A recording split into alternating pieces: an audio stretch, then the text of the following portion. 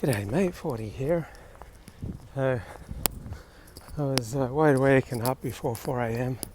Had my modafinil, my cold shower, my protein drink, and 2 cups of coffee.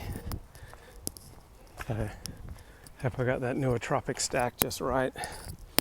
My CPAP machine broke down just after getting back from Australia, so trying to get a new CPAP on the cheap without going through the rigmarole of the health system.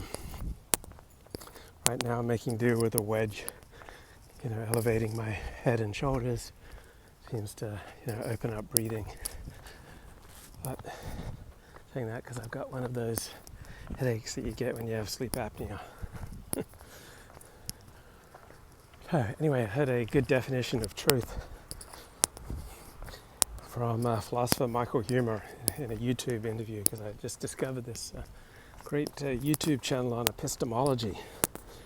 Got over 3,000 subscribers, right, for a YouTube channel on epistemology. And philosopher Michael Huemer says truth is that which we have good reason for believing and can survive defeaters. So for example, let's say you believe in supply side economics.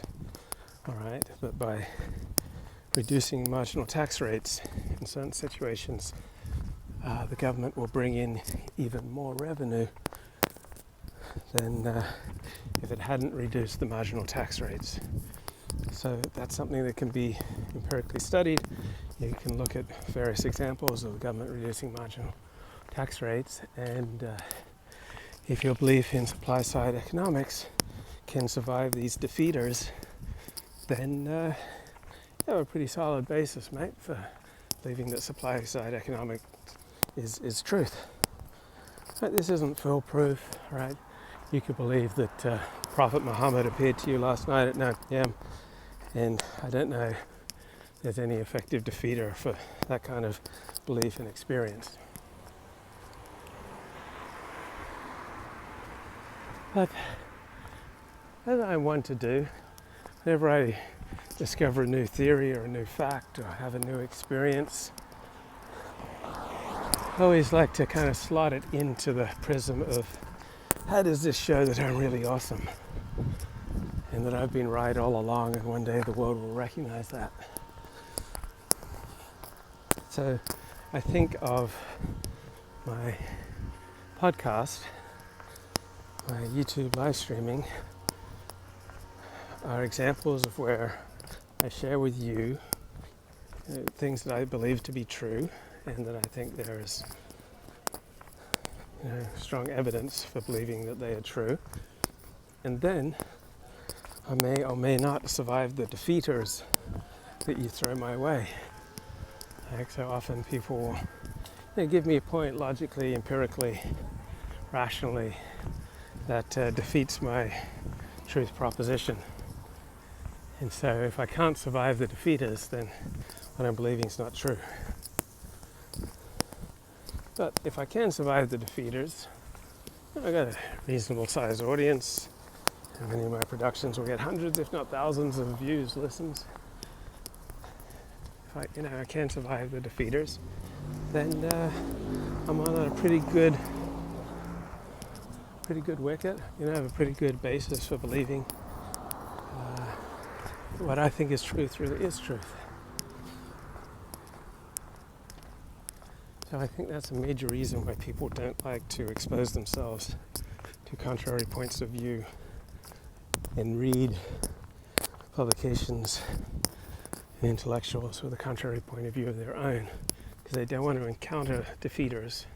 They don't want those precious, tightly held foundational beliefs challenged and invalidated by various defeaters that are out there. On the other hand, I'd like to think that I welcome defeaters. That if I believe something that can't survive a defeater, then I'm better off because I recognize that I'm believing something that's not true. I heard this one therapist talking about when he's leading a group session and someone in the session says something that stumps him. Right? This therapist claims he welcomes that because, one, he'll either find a way out on his own of that defeater, that being stumped, or he'll have to turn to others for help. And either way, he's a winner.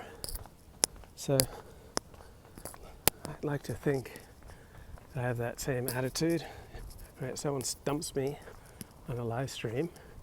Either I think my way out of that stumping so they don't take my wicket, or I have to seek help from others, or I have to admit that their stumping is fair dinkum. I've lost my wicket and need to leave the pitch, retire from that particular match. And my God, is England off to a good start? What, about 200 runs for just 2 wickets here in the second day of the 4th test match of the 5 test match Ashes series against Australia. So it usually gets started about 3 a.m. I think that's how I got into the habit of waking up about 3 a.m. I think that the excitement is palpable, right? It's hard to stay in bed. It's hard to stay asleep when such a fantastic Ashes Test cricket series is going on.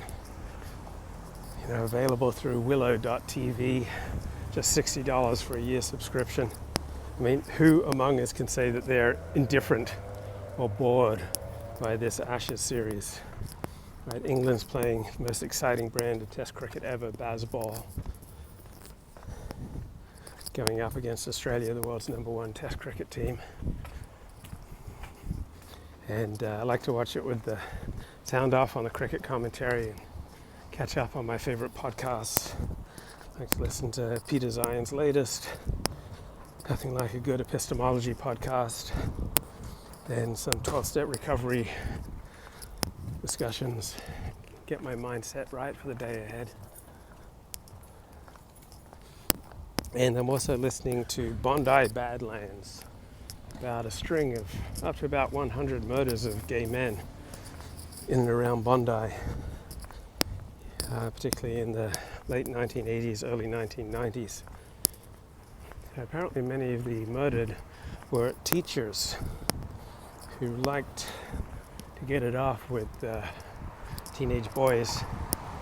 And here's a really solid epistemological truth that I'm learning from the book, which came out in 2007, Bondi Badlands by Greg Callahan, and then this podcast series by the same bloke for the prestigious Sydney Morning Herald and Melbourne Age.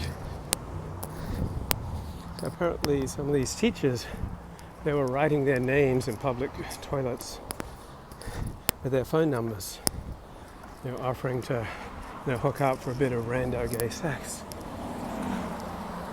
Now, many of these teachers took pains to be discreet. They didn't go to gay bars in case they'd get recognized, but instead of going to gay bars, they just go to gay cruising areas like the cliffs over Bondi Beach. Very social occasion. You get together with the like-minded aristocrats of the spirit, in the terminology of Bronze Age pervert. And then, if everything's clicking, right, you just dip into a cave for a little bit of anonymous gay sex. But we're all looking for love in our different ways. Some people scroll their names and their phone numbers on the walls of public restrooms. Other people like to go gay cruising. Other people use J-Swipe. We're all looking for love.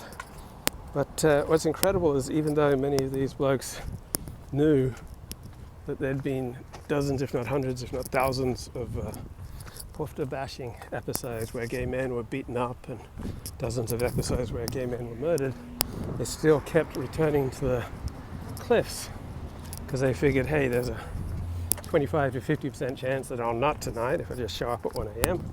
There's probably only a 10% chance that I'll get beaten, probably only a 5% chance that I'll get murdered.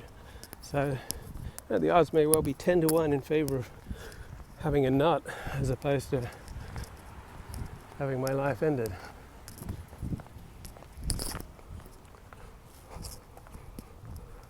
But it's kind of hard to imagine teachers putting down their names and phone numbers. So apparently there'd be these raving packs of youths, like working class Sydney lads, who would go to these public restrooms that became known as gay beats, gay cruising hangouts, and they'd call the numbers on there, call some bloke up, and he'd talk about, how good they were at giving head.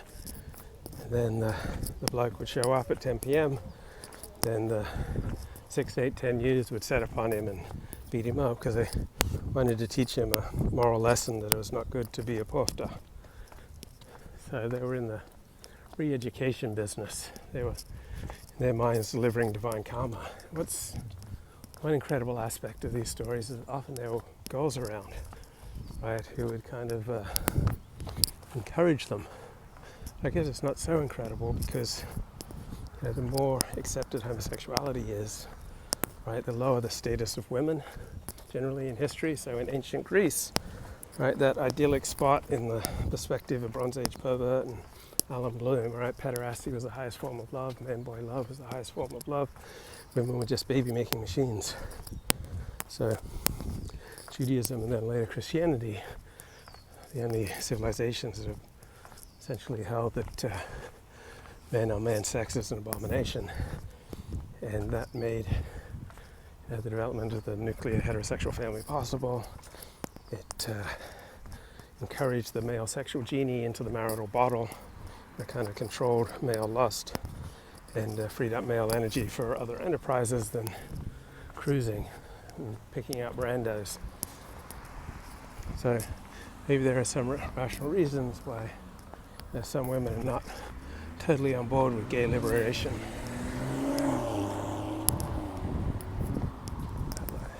Some of these blokes would be married with kids, but they'd still put their name and phone number up on the walls of these public restrooms. Or they'd hang out at these places, they'd get bashed a few times, but they'd keep coming back. Right, they figure, it's not going to happen to me, I'm not going to get murdered. But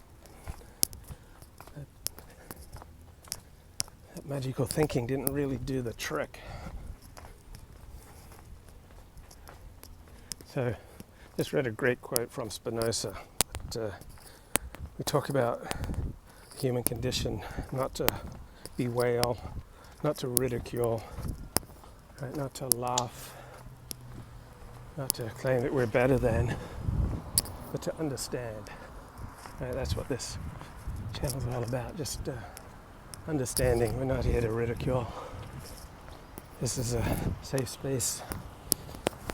Just try to understand the human condition, in particular the different dynamics between in-groups and out-groups, to dilate on matters of truth and epistemic corruption. But reading this book on the Bondi Badlands just kind of bewildering, because you're a regular hetero bloke, right? You have no idea of the cruising lifestyle, why people would keep returning to places where hundreds of people like them are being badly beaten, if not murdered, or why anyone would scrawl their name and phone number on the wall of a public restaurant, thinking that's a good way to find love.